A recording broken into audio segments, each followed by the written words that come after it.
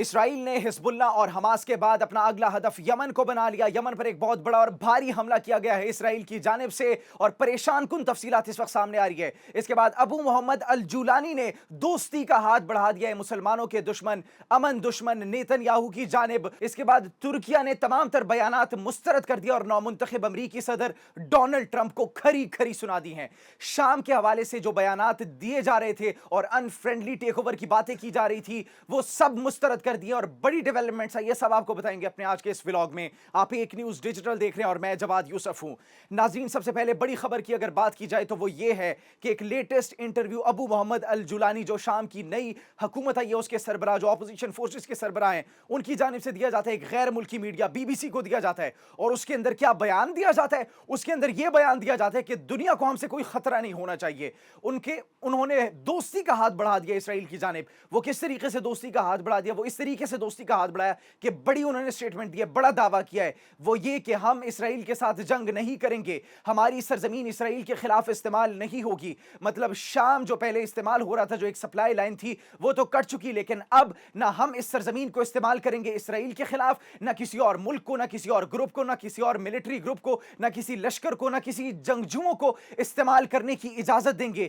شامی سرزمین اسرائیل کے خلاف کارروائیوں کے لیے کسی بھی طریقے سے اب استعمال نہیں کی جائے گی۔ ناظرین، یہ ہم نہیں کہہ رہے، یہ محمد الجولانی جو نئی حکومت آئی ہے شام کے اندر، یہ اس کے لیڈر کہہ رہے ہیں یہ بات، اور BBC کو انٹرویو دیتے ہوئے وہ یہ بات کر رہے ہیں۔ اس کے بعد یہ بات کی گئی ہے کہ ہم پر سے پابندیاں اٹھائی جائیں، ہم تو خود مظالم کا شکار تھے۔ جو پابندیاں عائد کی گئی تھی شام کے اوپر اور لوگوں کے اوپر، وہ پرانی حکومت کے اوپر پابندیاں عائد کی گئی تھی، ہم تو خود پرانی حکومت کے مظالم کا شکار تھے، لہٰذا تمام وہ پابندیاں اٹھائی جائیں، ہمارے تو لوگ مظالم کا شکار تھے۔ اور پھر یہ بھی بات کی گئی ہے کہ ہمیں دہشت گرد گروہوں کی تنظیم سے وہ جو فہرست میں ایک نام ہمارا ڈالا گیا اس سے بھی نکالا جائے۔ ہم کوئی دہشت گرد گروہ نہیں ہے، ہم بھلائی چاہتے ہیں، ہم امن چاہتے ہیں، ہم تو خطے کے اندر امن کے پاسدار ہیں۔ یہ بات چیت کی گئی ہے ان کی جانب سے۔ اور پھر جب یہ ان سے سوال کیا جاتا ہے کہ کیا یہ ریاست ہوگی، کیا یہ خلافت ہوگی، افغانستان جیسی ریاست ہوگی، تو وہ کہتے ہیں نہیں، یہ افغانستان جیسی ریاست نہیں ہوگی، نہ یہ کوئی خلافت کا نظام ہم اس طریقے سے قائم کریں گے، کیونکہ یہاں پر لوگ بہت مختلف ہیں، یہاں پر لوگ بڑے مختلف سوچتے ہیں، یہاں کی تاریخ مختلف ہے، یہاں کی ثقافت مختلف ہے، تو ایک الگ نظام، ایک الگ معاشرہ تشکیل دیا جائے گا جس کے اندر ہم فلیکسیبلٹی ہوگی، جس کے اندر تعلیم کو ترجیح دی جائے گی۔ کیونکہ افغانستان کے اندر انہوں نے یہ بات کی کہ ہم طالبان جیسا جو ہے وہ کبھی بھی قیام نہیں کریں گے، ان جیسے رولز اینڈ ریگولیشنز امپلیمنٹ نہیں کریں گے، ان جیسی ہم وہ سختی نہیں لائیں گے، کیونکہ میں تو خود بذات خود خواتین کے حقوق پر اور خواتین کی تعلیم پر بڑا زور دیتا ہوں۔ ہماری جب ادلب کے اندر حکومت قائم تھی، وہ حکومت کے اندر یونیورسٹیز میں 60% سے زیادہ خواتین انوالو تھی، یہ بات کی گئی ہے۔ اور پھر یہ کہا گیا ہے کہ ہمیں وہ دہشت گرد گروہوں سے نکالا جائے، ہم پر سے پابندیاں ہٹائی جائے۔ آپ ظالم اور مظلوم کو ایک ہی چھڑی سے نہیں ہانپ سکتے، ایک ہی چھڑی سے نہیں ہانپنا چاہیے، ایک بڑا بیان ان کی جانب سے دیا گیا ہے۔ اور پھر یہ کہا گیا ہے کہ ہم ٹوٹلی ایک مختلف ریاست، ایک ٹوٹلی مختلف قوانین کے ساتھ تشکیل دیں گے، ایک نئے سرے سے آغاز کریں گے۔ بارہا ناظرین، کی یقین دلانے کی کوشش کی جاتی ہے ابو محمد الجولانی کی جانب سے کہ ہم ماضی کے اندر جو پرتشدد گروہ تھا، ہم وہ گروہ نہیں ہے، ہم نے وہ ساری چیزیں چھوڑ دی ہیں، ہم اس وقت ڈیولپمنٹ چاہتے ہیں، ہم شام کے لوگوں کی بہتری چاہتے ہیں، ہم ایک بہتر اور روشن مستقبل چاہتے ہیں۔ ناظرین، یہ بات کی گئی ہے ان کی جانب سے، لیکن لوگوں کے اندر ابھی بھی کشیدگی ہے، لوگوں کے اندر ابھی بھی خدشات ہیں۔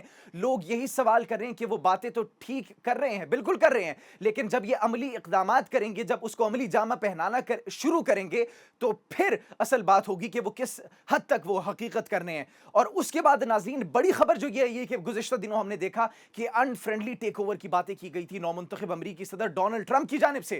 انہوں نے کہا تھا کہ شام نے ان فرینڈلی ٹیک اوور کیا، تو ترکیہ نے کھری کھری سنائی ہے، اور انہوں نے ایک بڑا خبردار کیا امریکہ کو کہ وہ اپنی باتیں جو ہے اپنے تک محدود رکھیں اور کوئی غلط بیانی نہیں کرے۔ ان کی جانب سے یہ کہا گیا ہے کہ ان فرینڈلی ٹیک اوور نہیں تھا، ہم نے کوئی قبضہ نہیں کیا، یہ جو کچھ بھی ہوا یہ شامی لوگوں کی خواہش پر ہوا، یہ ان لوگوں کی ول تھی، یہ ان لوگوں کی خواہش تھی کہ شام پر اب ایک نئی عبوری حکومت آ چکی ہے، اپوزیشن فورسز کا ٹیک टेक ओवर है, इसमें हमारा कोई हाथ नहीं था, लिहाजा हमें इस मामले से दूर रखा जाए। ये क्लियर कट ये वजीर खारजा की जानिब से ये बयान सामने आता है कि ये हमने ऐसा कुछ नहीं किया।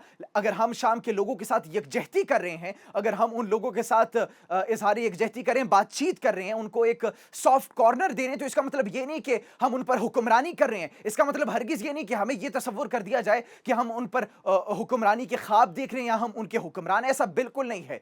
ये जो कुछ भी था शाम का टेक ओवर, शाम का ये जो ऑपोजिशन फोर्सेस ने जो कुछ भी किया, अवाम ने उनका साथ दिया, अवाम ने जश्न मनाया, ये लोगों की ख्वाहिश थी, ये तुर्किया की ख्वाहिश नहीं थी। ये क्लियर कट बयान और एक पैगाम दिया गया है उस अमरीकी स्टेटमेंट्स के ऊपर जो कि डोनाल्ड ट्रंप नौमुंतखब अमरीकी सदर की जानिब से दी गई थी। फिर ये कहा जाता है कि हमने तो खुद इस खित्ते के अंदर ये जो कशीदगी थी इससे सबक सीखा। वो सबक हमने क्या सीखा? वो सबक ये सीखा कि इसकी वजह से, इस जंगों की वजह से, इन जंगों की वजह से सब कुछ जो है वो तबाह हो गया, अमन तबाह हो गया। यहां पर अरब डोमिनेशन नहीं चाहिए, ईरानियन डोमिनेशन नहीं चाहिए, टर्किश डोमिनेशन नहीं चाहिए, कुछ भी नहीं चाहिए। अगर चाहिए तो वो चाहिए कॉपरेशन चाहिए, मुज़ाकरात से बातचीत हो, मुज़ाकरात से मसाइल का हल किया जाए और एक दूसरे के साथ बैठ करना कि जंग को अपनाया जाए। ये बातचीत की गई है तुर्किया के वजीर खारजा की जानिब से और क्लियर कट पैगाम दिया गया कि हमें बिल्कुल भी न जोड़ा जाए। शाम के अंदर जो सूरत-ए-हाल अभी इस वक्त है उससे हमें बिल्कुल न जोड़ा जाए। ये जो भी था शाम के लोगों की मर्जी थी, उनकी आवाम की मर्जी थी, उनके आवाम की ख्वाहिश थी, वो ये सब करना चाहते थे,